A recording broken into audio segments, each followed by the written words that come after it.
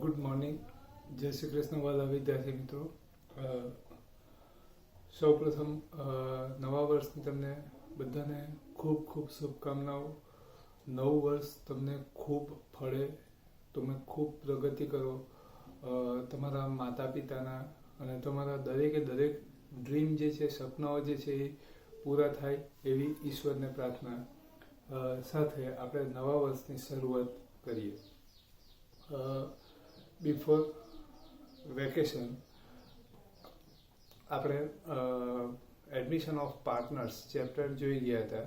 હવે આપણે chapter number 6 retirement or death of a partner, એટલે પાર્ટનર્સ રિટાયર થાય કે એનું ડેથ થાય તો એની અકાઉન્ટિંગ ઇફેક્ટ કેવી રીતના આપવાની, એના હિસાબો કેવી રીતના આપણે લખવાના, એ આપણે આ ચેપ્ટરની અંદર જોવાનું છે. 70 to 80% ચેપ્ટર આપણે એડમિશનમાં જે રીતના આવ્યું હતું એ જ રીતનું આવશે. 10-20% જેટલું ચેન્જ આવશે અને એ શું છે એ આપણે આ ચેપ્ટરની અંદર જોઈએ. થિયરીઓ છે એની અંદર જોઈએ, સિમિલરિટી શું છે, ડિફરન્સ શું છે, એ બધું આપણે જોઈ લઈએ. Retirement or death of a partners, એટલે પાર્ટનરશિપ ફોર્મની અંદર જે પાર્ટનર્સ હોય એમાંથી કોઈક પાર્ટનર્સ રિટાયર થાય કે એનું ડેથ થાય. રિટાયરમેન્ટના કન્ડિશન અલગ અલગ હોઈ શકે. કોઈક પાર્ટનર્સની ઉંમર થઈ ગઈ હોય અને એના કારણે કામ કરી શકે, કામ કરવા માટે એલિજિબલ નહીં હોય ત્યારે રિટાયર થાય. પાર્ટનર્સનો કોઈક શોડોન એટલે કે નાદાર થાય તો પાર્ટનર્સ રિટાયર થાય. એટલે આવા જુદી જુદી કન્ડિશનમાં એ રિટાયર થાય તો એના હિસાબો કેવી રીતના લખવાના એ જોવાનું છે. જે રીતે પાર્ટનર્સ રિટાયર થાય એટલે પાર્ટનરશિપ ફોર્મનું રિકન્સ્ટ્રક્શન થાય. રિકન્સ્ટ્રક્શન થાય એટલે according to 4th chapter first effect એની થશે new profit loss sharing ratio, then sacrifice and gain, then revaluation of assets and liability, then reserve and surplus, and then after goodwill. એટલે આ બધી જે cycle જે સમજાવેલી હતી એ બધી પાછી ફરશે. જે રીતે આપણે એડમિશનમાં જોયું હતું કે નવો પાર્ટનર્સ એડમિટ થાય ત્યારે ડિફરન્ટ ટાઈપ્સ ઓફ ક્વેરી, જુદી જુદી ક્વેરીઓ આવે. એ રીતના રિટાયરમેન્ટ એડમિશનમાં જે રીતના અલગ અલગ ક્વેરીઓ આવશે એ રીતની ક્વેરીઓ જ્યારે પાર્ટનર્સ રિટાયર થાય કે ડેથ થાય ત્યારે પણ એ બધી ક્વેરીઓ આવશે. એની અંદર ફર્સ્ટ જે ક્વેશ્ચન જે છે જે ક્રિએટ થાય છે પ્રોબ્લેમ, એની અંદર ફર્સ્ટ જે પ્રોબ્લેમ છે new profit loss sharing ratio.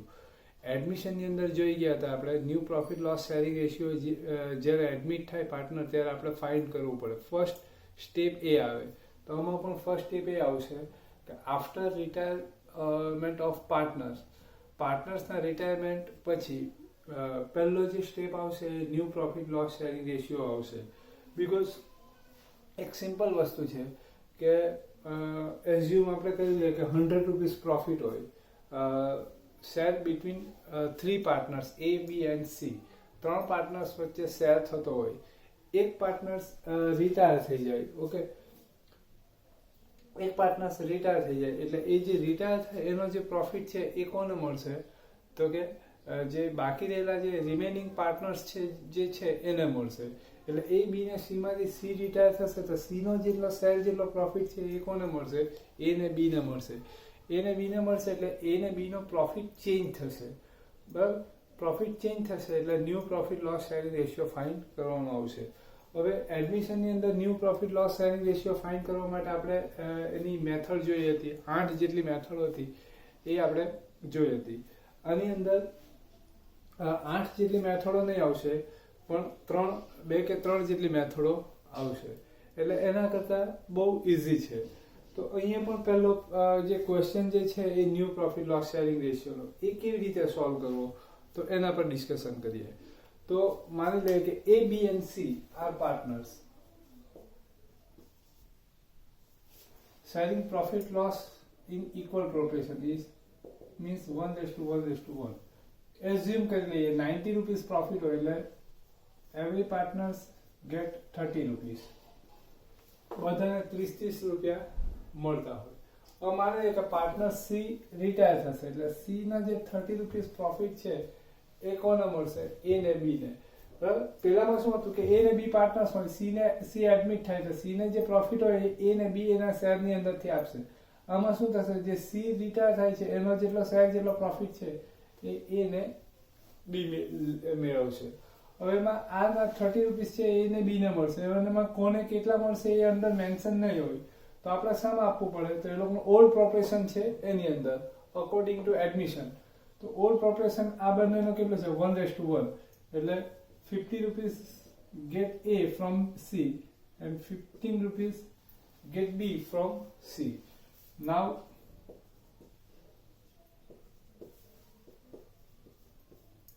new profit between O, A and B 45:45 means 1:1.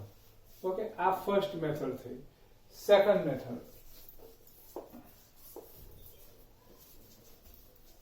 A, B and C are partners sharing profit loss in equal proportion means 1:1:1. C partner C retire થાય. હવે એનો જે profit છે 30 rupees એ કોને મળશે? એ ને બી ને.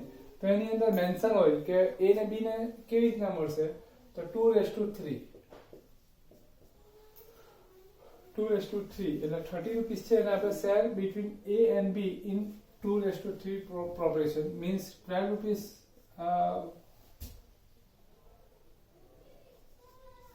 get A from C and 18 rupees get B from C. Now 42 rupees, 48 rupees and 0. New profit between A and B 40 and 48. Okay. Our second method is third method. A, B and C are partners sharing profit and loss in 1:1:1 proportion means 90 rupees profit હોય તો બધાને 30 રૂપિયા મળે. Partner C retire થશે. હવે C નો જે profit છે એની અંદરથી 20 રૂપીસ એ ને મળશે એટલે 20 રૂપિયા એને મળશે. બાકીના કોને મળશે? બી ને. તો બી ને બાકીના એટલે કેટલા? તો 30 માંથી 20 આને મળ્યા એટલે બાકીના કોને મળશે? આને 10. 50 and 40. 5:4 is new proportion. Okay, એટલે આ ન્યુ પ્રોપરેશન ની 3 મેથડ જે છે એ આવી ગઈ. હવે આનો સમ આપણે આવતીકાલથી સ્ટાર્ટ કરીશું. સેકન્ડ જે પ્રોબ્લેમ આવે reserve and surplus. Partners admit થાય એટલે આપણે રિઝર્વ ને સરપ્લસ છે ઓલ્ડ પાર્ટનરને શેર કરી દઈએ. આમાં પણ રિઝર્વ ને સરપ્લસ છે એ ઓલ્ડ પાર્ટનર્સને એટલે કે એ, બી અને સી ને આપણે શેર કરી દેવું પડશે. બરાબર? કારણ કે સી રિટાયર થશે એટલે રિઝર્વ ને સરપ્લસ જે ફંડ જે જનરેટ થયેલું હોય એમાં શેર 3 નો હોય. હવે સી રિટાયર થાય, હવે એને જો રિઝર્વ ને સરપ્લસ માં એને જે શેર આપલો એ જો એને નહીં આપીએ તો એ રિઝર્વ ને સરપ્લસ ની અંદર આ બંનેનો શેર રહી જાય એટલે આને લોસ થાય. એટલે એવું નહીં થાય એટલે રિઝર્વ ને સરપ્લસ પણ આપણે શેર કરી દેવાનું. તો રિઝર્વ ને સરપ્લસ કેવી રીતના આઈડેન્ટિફાઈ કરવાનું તો એ આપણે એડમિશનમાં જોઈ ગયા હતા. એ રીતે first step analysis of balance sheet. Balance શીટનું આપણે એનાલિસિસ કરી દેવાનું. એની અંદર જેનું પેમેન્ટ સર્ટેન છે, જે ફિક્સ છે એ લાયબિલિટી થશે અને જે અનસર્ટેન છે એ રિઝર્વ ને સરપ્લસ થશે. તો રિઝર્વ ને સરપ્લસ છે એ પાર્ટનર્સને આપણે શેર કરી દઈએ credit side of partners capital account. એટલે કેપિટલ અકાઉન્ટમાં ક્રેડિટ સાઇડ શેર કરી દેવાનું જેટલા રિઝર્વ ને સરપ્લસ છે એટલા. પણ એમાંથી આપણે બે રિઝર્વ ને સરપ્લસ છે એમાં આપણે શેર કરવા માટે ધ્યાન રાખવાનું. First workmen compensation reserve and second one investment fluctuation reserve.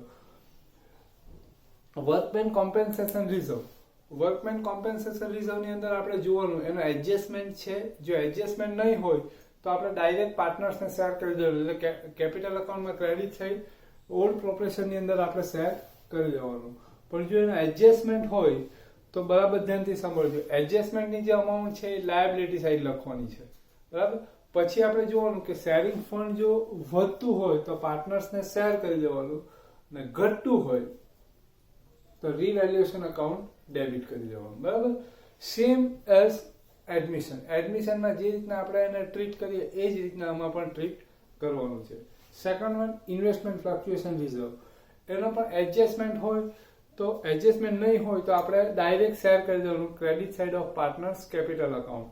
પણ જો એના એડજસ્ટમેન્ટ હોય તો ઇન્વેસ્ટમેન્ટનો એડજસ્ટમેન્ટ હોય તો ઇન્વેસ્ટમેન્ટની અંદર બુક વેલ્યુની અંદર ઇન્ક્રીઝ કે ડિક્રીઝ જે થતું હોય એની ઇફેક્ટ અસેટ સાઇડ આપવાની.